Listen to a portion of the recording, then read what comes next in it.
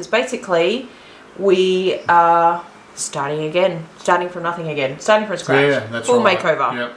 Yep.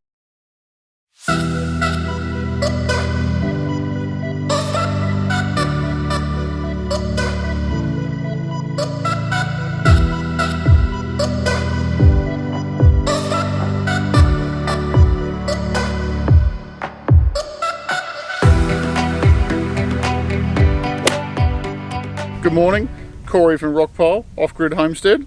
How is everyone this morning? Have you had your coffee? I know I have. I've only had one, so that's all right.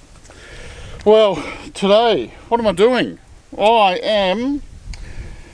It's Operation Tidy Up Garden Veggie Area. Yeah, one of them.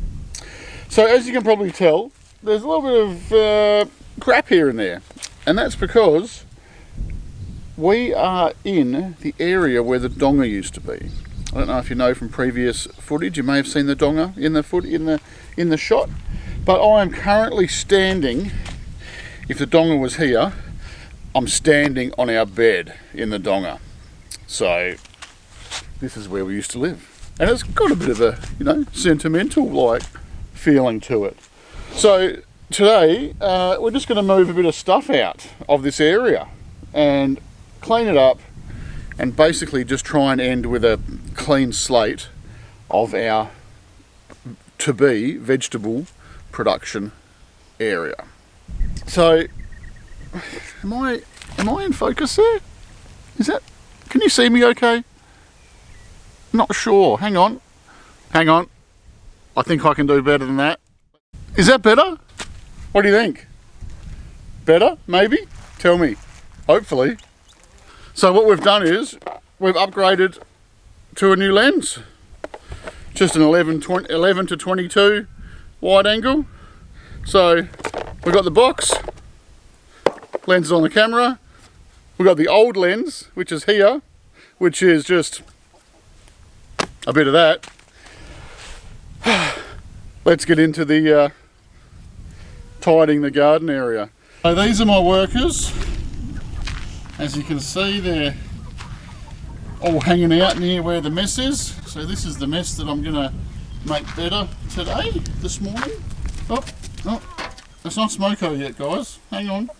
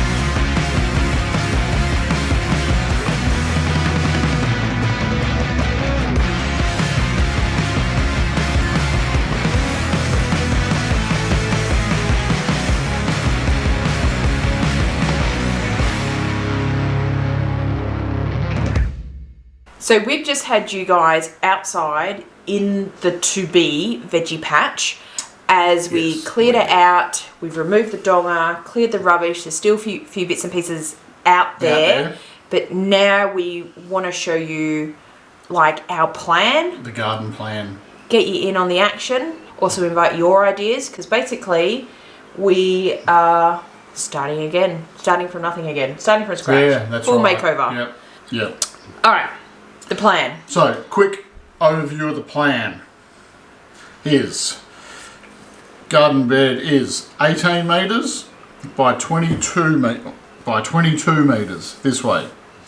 That way is north. Chicken pen is down this end. Future cow yard is out this way here. Yep. We have a fair few sort of stormy weathers coming in from this way. From the west. From the west. And we also have hot summer winds coming from the east. Now, what we do know that we want is, I want a shade structure. We want shade cloth on some of it. So we decided to do 18 metres by 6 metres of shade. You just want to sketch that little bit in there. And we'll do like a quick makeshift shade thing. Yep. And that will be quite high because the land kind of actually runs downhill going that way. Yeah, you can see I've just got like very faint kind of contour lines there. Across there. Yep. So I'm going to make it at this corner, it's probably going to be about 2 metres just so we can walk under it comfortably.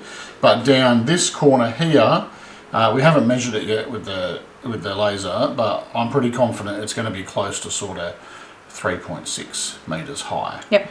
So we'll have quite a good like head height, like area above us if we want to put trellises and whatnot in. Yep. We talked about we'd like to do raised beds. That kind of, where's our pretend raised bed? Oh, that's a nice one. So that's higher that way. There we go. So our raised beds will kind of go this way, and I think I worked it out that we could do about 9 or 10 approximately. Do you have anything? Well, I mean, the exact sort of size and placement of the raised beds is something that's, you know, we're still deciding on.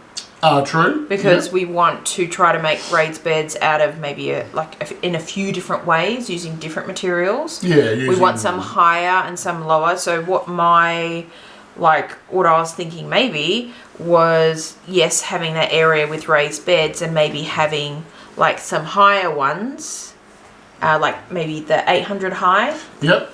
Around sort of the sides and like more towards the back. And then in the front here, having like the lower ones. Oh, okay. Yep. And I don't know, do we have it that way or do we have them that way? Like, if we have them that way, or is it, I guess that's a matter of just maths. You just work out the maths, like what can fit in that space, what size. Yeah. Oh, yeah, I was going to make them 1.2 metres by 2.4, just because a lot of materials come in that sort of size. So that is kind of the area that we were thinking for our raised beds, and we wanted like a mix of gardening spaces in the garden, like some that would need kind of that daily input, like the raised garden beds, and that's the most protected space. It's the area closest to the house.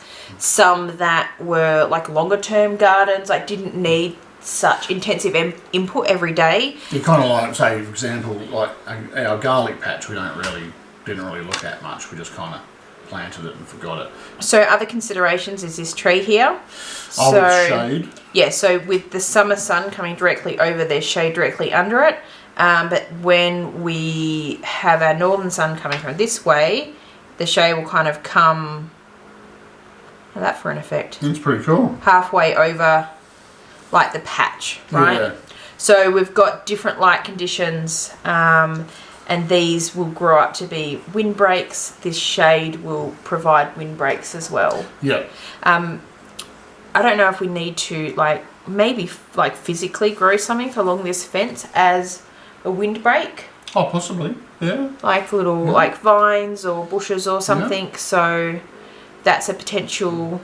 Any recommendations on like a quick growing creeper type vine, and more points if it produces something edible. Yeah, we want things to be useful. Yeah.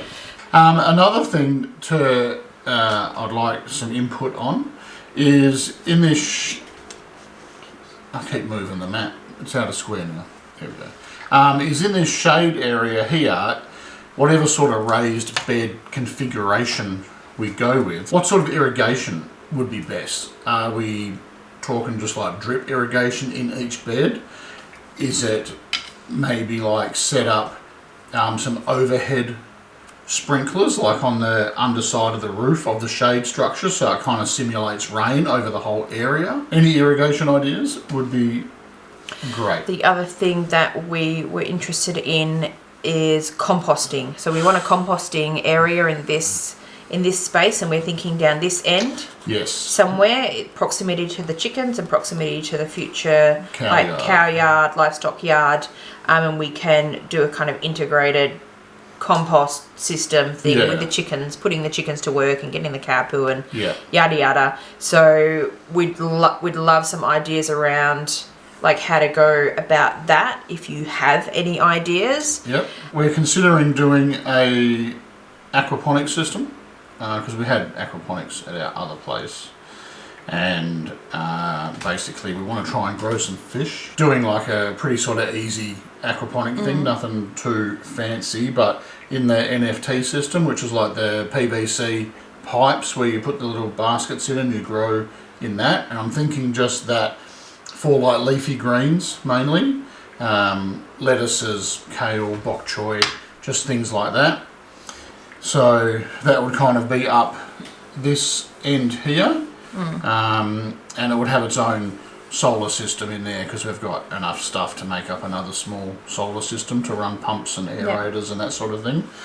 So that would just run 24/7. So would you call this area like, you know, quick turnover type thing, cucumbers, radishes, beets, all that sort of stuff in here? Yep. And then down here, like the long-term stuff, like the melons and the pumpkins and maybe a corn patch, garlic patch as well. Because we like growing our garlic. Not necessarily all raised beds can be in-ground beds. Should we have raised beds a little bit out from underneath the shade cloth? What considerations should we make for like the contours? We were talking about maybe having some like perennial areas of like edible plants. Maybe that can be an option for creating windbreaks down there. Down this section here, is there any like bush tucker creepers that we could like put down there? I think a creeper goes like along the ground. Oh, and what's like a climber? A climber. A climber. What's the thing that climbs? 10 out of 10 folks for that one. Yeah. And any ideas, no matter how big or how small, we'd like to hear from you. For example, something that we didn't think of is, because this area through here is where we had our donga and deck. And Robin Todd actually mentioned, well, that area is going to be quite compacted. Yes. And you're going to have to deal with that compaction. She suggested planting a crop of daikon radishes so we could decompact that soil without having to till it. So, and then I suggested, they take too long to grow. Why don't we just get like a giant broad fork and broad fork it? Because I've got one that's like 5 feet wide that goes on the excavator. That was just me thinking. Sorry, Robin. But while we're talking about Robin... Oh, yes. Quick plug and promo for the up-and-coming live on what date? Tentatively the 22nd of January. So Robin has kindly offered to come on with us and be a Q&A guest. Yes. To answer some of our questions and some of your questions about gardening and soil composting, health. Soil health. She's a real guru around that. I'm not allowed to say expert. I am allowed to say crazy garden lady. Correct. Okay, so crazy garden lady. Yep. So that's up and coming. So put it in your calendar. So if you have any questions for Robin about like soil and composting, what have you, drop them in the comments, and we make a list as well. We can bring it to the next live to her.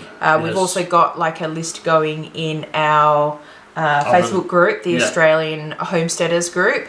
So if you're an Aussie homesteader and you're not a part of that, I'll pop the link in the description as well. Come and join us, because there's like lots of fun stuff going over there. Pretty cool page, yeah. Pretty cool people. Yeah. So I think we've covered a fair bit of stuff. We've given a fair bit of information and a general overview of what we're trying to achieve. Yeah. Yeah, hit us up with you. Let us know. And even ideas for raised garden beds, because we don't have a fixed budget for this, but we are working like on the budget side. So the raised beds will be like economically built or using second-hand materials. Recycled materials.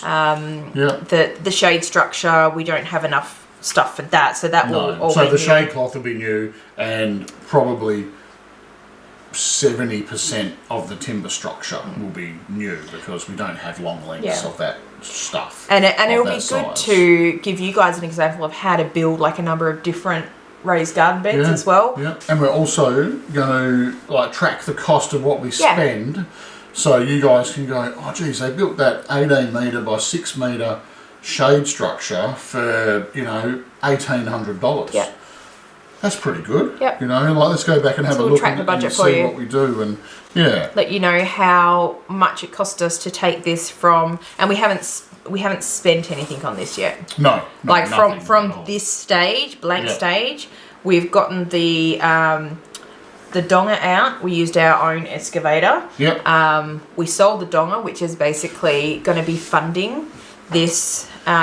The garden build. The garden build. Yeah. But so far we haven't invested in this storeroom. Was an old chicken, the old chicken pen. Yep. And that has just been, we've taken the front off, and it's going to be converted into a little potting, tool shed, potting area, store shed.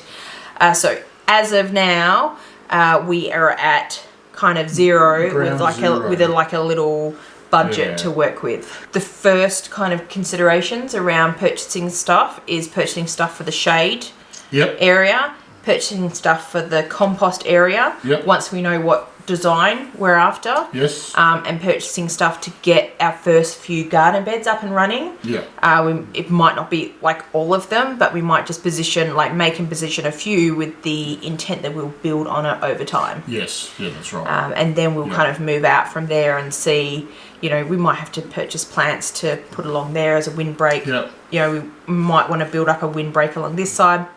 I don't know. And I think we should have like somewhere to sit in there. Like a little, like just 2-seater chairs and just a little area. Yeah. Now I did see on a video on YouTube a while ago, I can't remember what it was, but it was a bloke over east who converted his little property into like a product like swales and permaculture and that sort of thing. He had a Hills hoist he planted a grapevine under. What? And the grapevine. Yeah, remember? Yes. And the Hills hoist was like where the grapevine would go. So in summer, that could be like the shade over the Hills hoist. We could have that as our gazebo. Well, I mean, that's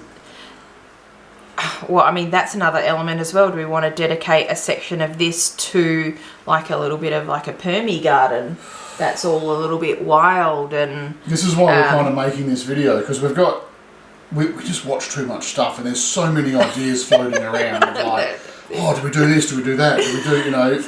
We kind of want to keep it simple.